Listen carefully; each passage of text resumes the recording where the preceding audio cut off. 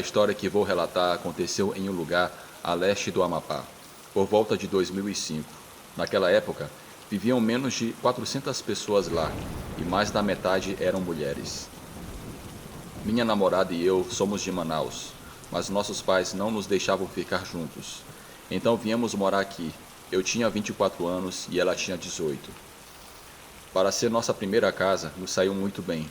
Tínhamos luz, água, um rádio, uma pequena televisão, conseguimos uma geladeira pequena, mas não tínhamos máquina de lavar e nem carro. O bairro era bastante tranquilo. O único barulho que havia era das crianças brincando na rua, mas também não eram muitas crianças, então isso não era um problema. Eu trabalhava como ajudante em um supermercado, pois nunca faltava alguém para me dar gorjeta para ajudar a carregar suas compras até o carro ou caminhonete. Para chegar ao trabalho, eu tinha que atravessar uma ponte que estava pintada de amarelo e que passava por cima de um rio que na maior parte do ano sempre estava completamente seco. Então, para quem não sabe, o Amapá tem um clima muito quente. Durante os primeiros meses eu trabalhava enquanto minha namorada ficava em casa. Então ela começou a aprender a fazer artesanatos para vender. Antes de sair de casa para o trabalho, nós tomávamos café da manhã juntos. E quando eu ia embora, ela já tinha preparado o meu almoço. Ao chegar do trabalho, sempre a levava para comer em algum lugar com o que tinha ganhado das gorjetas. Gostávamos de ir comer espetinho que vendiam na rua, mas nos fins de semana, quando eu recebia mais gorjetas, íamos jantar frutos do mar. Uma noite, quando voltávamos de um passeio, encontramos vários arranhões nas janelas e portas. Pareciam de um cachorro, mas um cachorro bastante grande. Eu ainda não conhecia muito bem a fauna do Amapá, mas estava convencido de que poderia ser um gato selvagem. Caminhei pelo corredor, onde temos uma janela para que o cheiro saia quando minha namorada começava a cozinhar. Aquela janela também estava arranhada. Cheguei ao pátio e constatei que a janela do nosso quarto e as portas dos fundos estavam bastante arranhadas. Nada estava aberto ou quebrado, felizmente. Um vizinho com quem eu me dava muito bem se aproximou e me perguntou o que havia acontecido. Mostrei a ele os arranhões. Ele me disse que isso era normal, que de vez em quando um cão passeava pelo bairro tentando se infiltrar nas casas. Eu comentei que aquelas garras eram muito grandes para serem de um cão. Então ele me disse que o cachorro que passeava pelo bairro não era um canino comum. Ele o descreveu como uma criatura magra, com olhos grandes e profundos e com uma pelagem longa, lisa e de um branco brilhante. Perguntei se não poderia ser um gato selvagem, mas ele respondeu que não, que esse cão era outra coisa. Ele também me recomendou nunca deixar as janelas e portas abertas quando saíssemos, pois disse que se o cão conseguisse se infiltrar, faria uma bagunça por toda a casa. Agradeci pela recomendação e nos despedimos. Minha namorada e eu entramos em casa. Por precaução, verificamos se tudo estava em ordem. Felizmente estava. Tomamos banho e depois fomos dormir. Era por volta das 11 da noite. Por volta das 2 da manhã, levantei para tomar um copo de refrigerante. Enquanto estava na cozinha, pude ouvir passos do lado de fora da casa. Felizmente, todas as janelas estavam cobertas com cortinas grossas. Então não dava para ver muito bem a parte de dentro da casa quem estivesse do lado de fora. Através da cortina que cobria a janela da frente, pude ver a sombra de alguém. Rapidamente, sem fazer barulho, voltei para o quarto e acordei a minha namorada. Sussurrei que alguém estava rondando a casa, que estava parado do lado de fora da janela da frente. Tirei-a do quarto e disse para se trancar no banheiro e não sair, não importa o que ouvisse. Voltei para o quarto e peguei a minha arma. Já com ela na mão, voltei para a cozinha, mas já não havia mais nenhuma pessoa ali. Então ouvi passos no corredor. Estava caminhando em direção ao pátio. Silenciosamente cheguei até a porta dos fundos. Abri com muito cuidado e me preparei para atirar, mas eu não encontrei ninguém. Após alguns minutos, saí para ver se alguém estava do lado de fora, mas não havia mais ninguém lá. Era muito estranho. No dia seguinte era segunda-feira, meu dia de folga, então aproveitei para comprar algumas coisas caso aquela pessoa voltasse e se aproximar da minha casa. De passagem, eu comprei algumas coisas para afastar o cachorro que tinha arranhado a minha casa. Comprei alguns metros de vergalhão cortado para montar uma armadilha improvisada para o cão, e para afastar o sujeito que estava rondando, comprei algumas lâmpadas que emitiam mais luz. Também passei pelo meu trabalho e pedi ao meu chefe que me desse algumas garrafas de cervejas quebradas. Isso era para colocar do lado de fora do batente de todas as janelas. Se alguém tentasse entrar, acabaria se cortando feio. Com o vergalhão que comprei, também fiz uma proteção para a janela que tínhamos no quarto. Era um buraco para o ar-condicionado e não funcionava há meses. E acho que não tinha mais conserto. O ponto era que se alguém quisesse entrar na casa, a única coisa que precisava fazer era empurrar o ar-condicionado. Passei o dia todo ocupado fazendo essas coisas. Felizmente consegui terminar bem a tempo para jantar com a minha namorada. Não quisemos sair naquela noite, então fomos até a esquina para comprar uns hambúrgueres e voltamos para casa para jantar. Chegou a hora de dormir e mais uma vez, por causa do calor, acordei por volta das 2 horas da manhã para me refrescar. E lá estava aquele homem parado do lado de fora da minha casa. Liguei para a polícia, mas fui completamente ignorado. Mais uma vez, o sujeito caminhou pelo corredor. Rapidamente tranquei minha mulher no banheiro e peguei a minha arma. Tirei o seguro e saí sem fazer barulho pela porta da frente para pegar o sujeito por trás e surpreendê-lo. Quando olhei pelo corredor, a única coisa que vi foi um enorme cachorro com cerca de 1,80 m de altura, com as mesmas características que o meu vizinho havia mencionado. Disparei para o alto e aquele estranho animal se virou. Ele me encarou fixamente sem piscar, nem mover um único pelo, apenas me observando. Isso me deu calafrios. Aquela coisa, disfarçadamente, começou a mostrar suas garras. Então, o que fiz foi correr de volta para dentro de casa. Consegui ouvir quando aquela coisa batia e arranhava a porta enquanto lutava para entrar à força. De repente, o cachorro saltou através do vidro e entrou na casa, pela janela, mas estava muito ferido. Aquela coisa estava gemendo de dor, sangrando, tentou me atacar, mas não conseguia ficar de pé, apenas se arrastava, mas ainda era assustador. Mas fiquei ainda mais assustado quando aquela coisa se transformou em um ser humano diante de mim. Fiquei paralisado diante do que estava acontecendo. Sem dúvida, aquilo era um lobisomem. Estava chocado e assustado. Abri a porta e saí para me afastar daquela coisa. Estava completamente em choque. Então apontei a minha arma para ele e comecei a ameaçá-lo, dizendo que o mataria se não saísse da minha casa. O homem, muito ferido e sangrando, se arrastou para fora da casa e assim saiu até a rua até que eu o perdi de vista. Estava tão chocado que não havia percebido a trilha de sangue que o homem havia deixado dentro e fora da minha casa. Minha namorada saiu muito assustada do banheiro e, ao ver a trilha de sangue, perguntou o que havia acontecido. Apenas expliquei que um homem havia atravessado a janela. Obviamente não quis assustá-la, então omiti todos os outros detalhes. Ela ficou um pouco preocupada, mas pedi para que ela dormisse um pouco e que eu limparia a casa. Aproveitei para limpar a calçada. A rua, obviamente, eu não iria limpar. Por sorte, ele nunca mais se aproximou da minha casa, mas não sei se um dia voltará. Esse é o meu breve relato. Tenham uma ótima noite.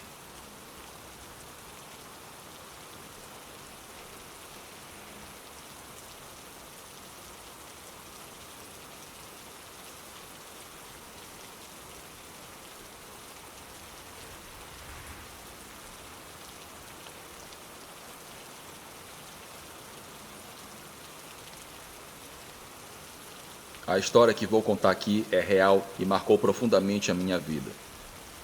Até hoje, quando tenho pesadelos, o cenário sempre é a mesma coisa. A casa mal assombrada para onde meu pai nos obrigou a nos mudar. Era um lugar totalmente abandonado, sem saneamento básico. Tínhamos que pegar água em um riacho nos fundos da casa com um balde para lavar louça, tomar banho e lavar roupas. Era tudo feito com baldes. Não tínhamos o mínimo de dignidade ali. Na época morávamos no estado de São Paulo. Meu pai havia negociado morar naquela casa em troca de cuidar das terras e plantar para colher. Mas era um lugar esquecido no tempo, tomado pelo mato.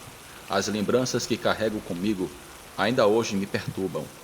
Uma infância difícil, marcada pela pobreza extrema e um pai autoritário e doido. Ele era envolvido com magia negra, até o dia em que sentiu a força da misericórdia de Deus em sua vida. Não tínhamos muitas coisas. Tudo o que possuíamos conseguíamos levar em grandes trouxas de lençóis e algumas coisas básicas como colchão, cama, panelas e utensílios de cozinha. Ao chegarmos, minha mãe e eu nos abraçamos tentando nos confortar e conformar com a nossa nova realidade. Completamente aborrecida e contrariada, minha mãe não teve alternativa a não ser acompanhar seu marido, entre aspas, dominador e cabeça dura. A casa estava completamente desaparecendo em meio ao mato, completamente abandonada por décadas. Apesar dos maus tratos do tempo, ainda mantinha a sua imponência. Era uma casa centenária, da época do Brasil colonial, uma história de um passado cruel. Dizem que os escravos foram torturados e alguns mortos ali. O povo da região contava muitas histórias que se perpetuavam por décadas, relatando que espíritos ainda vagavam por aquele lugar. Moradores vizinhos algumas vezes procuraram abrigo dentro da casa durante as caçadas noturnas. Uns diziam ter ouvido passos andando pelo assoalho de madeira, outros barulhos de correntes no porão. Havia ainda rumores de que havia covas espalhadas pela fazenda. O ano era 1990. Na época, eu tinha uma irmã caçula com 3 meses de idade. Ela era uma criança especial, com uma deficiência que nunca diagnosticamos. Chorava muito. Como éramos pobres, não tínhamos condições de levá-la a um especialista. Quando a bebê começava a chorar, isso deixava meu pai possesso de raiva. Ele praguejava coisas horríveis, palavras que doíam na alma. Diziam coisas como: preferia que essa criança nunca tivesse nascido. Se a desgraça quiser, pode vir pegar de presente. Ele dizia com ódio na voz. Na época eu tinha muito medo dele. Meu pai era um homem ruim que gostava de provocar discussões e brigas por onde passava. Era um lixo como ser humano. Estávamos sempre fugindo de um lugar para o outro. Ele se valia de algo que na época eu não entendia, mas hoje sei o que é e chego a me arrepiar só de mencionar. Ele mantinha dentro de um pequeno baú de madeira um livro de capa dura da cor preta. Lembro-me de tê-lo visto apenas algumas vezes por descuido dele enquanto o guardava. Era um livro de magia pesada. Em muitas confusões das quais se envolveu, sempre saiu ileso graças aos feitiços que fazia, pois estudava muito aquele livro em determinados dias e horas específicas. Eu o ouvi um dia confessar para minha mãe, em tom de deboche e ameaçador, que ninguém o encontrava quando sumia durante as fugas no meio do mato, simplesmente porque ele, como por encanto, virava um toco de árvore. As pessoas passavam por ele sem enxergá-lo quando estava sob esse encanto. Depois de alguns meses morando naquele lugar, ele mesmo carpiu ao derredor da casa e também fizeram umas poucas melhorias lá. A casa era muito grande. Como não tínhamos móveis suficientes, ocupávamos apenas 2 quartos e cozinha. Todo o restante da casa ficava vazio, dando ainda mais a sensação de estarmos sendo vigiados. As noites eram sempre angustiantes e sombrias. O chão da casa era de madeira e havia um porão debaixo de alguns cômodos. Em várias madrugadas eu ouvi passos andando em direção à cozinha e, em seguida, o quarto era invadido por um cheiro de café sendo preparado. Vozes murmuravam baixinho. Era como se o passado e o presente acontecessem ao mesmo tempo. Dominada pelo medo, sempre cobria a cabeça e encolhia-me debaixo do cobertor. Cada vez mais esses fatos sobrenaturais começaram a ficar recorrentes. Eu dormia em um quarto, ao lado do quarto dos meus pais. No início, eu acreditava que fosse um deles que acordava de madrugada para fazer o café, mas quando indaguei a minha mãe, ela negou. Observei por dias até perceber que antes de ouvir os passos, a coisa sempre saía do alto da parede. A casa não tinha forro, então havia um espaço entre o telhado e o alto da parede. O espírito parecia pular dali. Eu ouvia quando o impacto chegava ao assoalho de madeira, pois o barulho era muito alto e eu sempre me acordava. Depois de muito tempo, pedi para começar a dormir no quarto com eles. imaginando que ali eu pudesse não ouvir mais. Eu estava enganado. Passei a sofrer engasgadura durante a noite. Eu tentava gritar, mas não conseguia. Eu acordava sempre chorando, chamando por minha mãe. As noites em casa ninguém dormia. Quando não era o bebê chorando, era eu sofrendo com alguma perturbação espiritual. Cansado de tudo aquilo, certa noite meu pai brigou feio com a minha mãe, dizendo que a vida dele poderia ser melhor sem nós três, que vivíamos incomodando o sono dele por causa de bobagens, pesadelos, etc. Ele não queria admitir que estávamos enfrentando, naquele lugar, manifestações espirituais. Ele insistia em dizer para minha mãe que as forças que ele servia o protegia de qualquer outra energia. Acreditava piamente que as forças que ele servia estavam do seu lado, ao seu favor. Mamãe não o confrontava por ter medo que as tais forças se voltassem contra ela. Ela sempre fora muito temerosa e orava a Deus para mostrar a ele o quanto ele estava cego e enganado. Vivíamos numa verdadeira pobreza, que ele acreditava que tão logo mudaria com a ajuda da orientação daquele livro.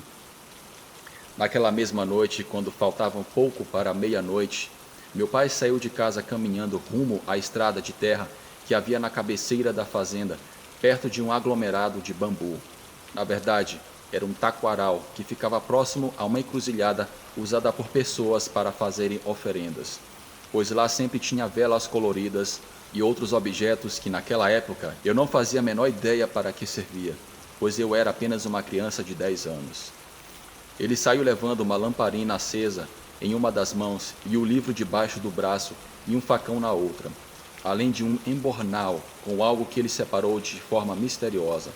Essa imagem eu ainda tenho na memória, pois eu vi minha mãe observando pela janela enquanto ele caminhava. Só víamos a luz da lamparina ficar cada vez mais distante, até desaparecer na escuridão. Ela fechou a janela e se pôs de joelhos, intercedendo a Deus.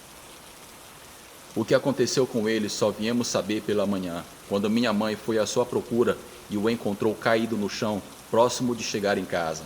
Segundo ele, esperou o relógio marcar meia-noite em um ponto para riscar com o facão no chão um símbolo que havia no livro e que ele tinha sido orientado pela entidade a fazer. Era um círculo com algo dentro. Assim que terminou de desenhar, não teve nenhuma chance de iniciar a sua reza. Um vento frio começou a soprar em sua nuca e um redemoinho grande formou-se circulando seu corpo. Logo, ele tomaria o maior susto de sua vida e a maior surra. Ouviu os estalos de um chicote que logo cortou as suas costas até fazê-lo desmaiar e cair no chão. Ele relatou à mamãe que a última coisa que se lembra era de um sopro forte em seu rosto que fedia a enxofre. Em seguida apagou, caindo no chão, só recobrando os sentidos horas depois. Ele chegou em casa com a ajuda da minha mãe, que o apoiava pela cintura. Estava fraco, de cabeça baixa e de cara fechada. Ela o colocou sentado e tirou sua camisa para limpar os seus ferimentos.